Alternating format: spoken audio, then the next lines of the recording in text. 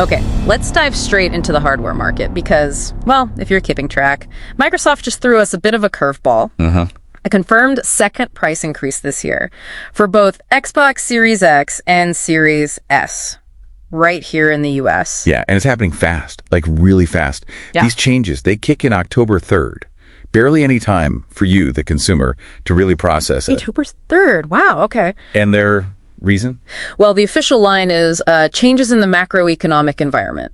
Pretty vague. Very vague. Sounds a bit like corporate speak for costs are up, you know? Exactly. So our mission here is to unpack that. Does that broad statement really cover it when you look at the actual numbers and what analysts are saying? Right. Let's get specific then. How much more are we actually talking about? Break down those numbers for us. Okay, so the biggest jump is for the premium machine, the Xbox Series X. That's going up $50. So the new price is going to be $649.99. $55. Okay. What about the Series S models? Those are going up too, just not quite as much.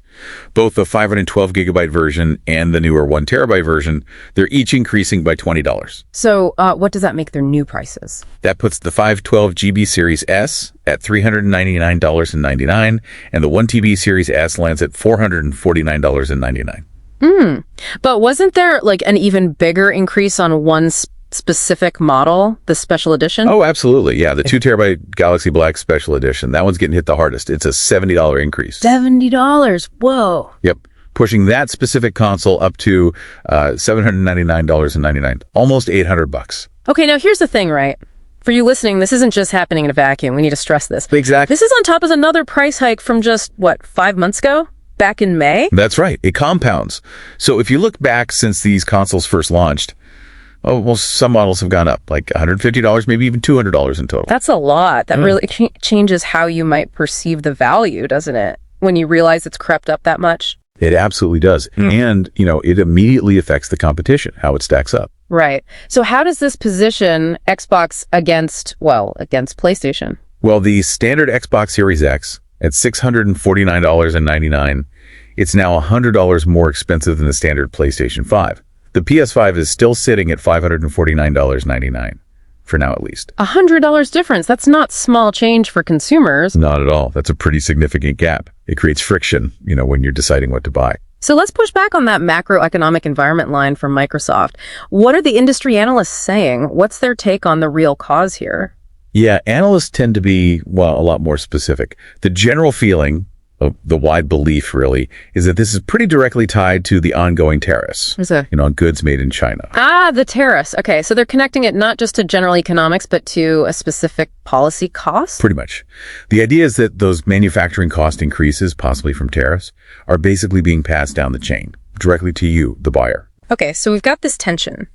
Microsoft's broad explanation versus the analysts pointing at tariffs. What's the outlook? Is this like the end of the price hikes or? Probably not, unfortunately. The consensus among those analysts, it suggests this trend might not be over. Really? Yeah. The factors driving these prices up, whether it's tariffs or other supply chain stuff, they seem persistent. We might just be entering a sort of new normal, a higher baseline for console prices. Okay, so let's recap quickly.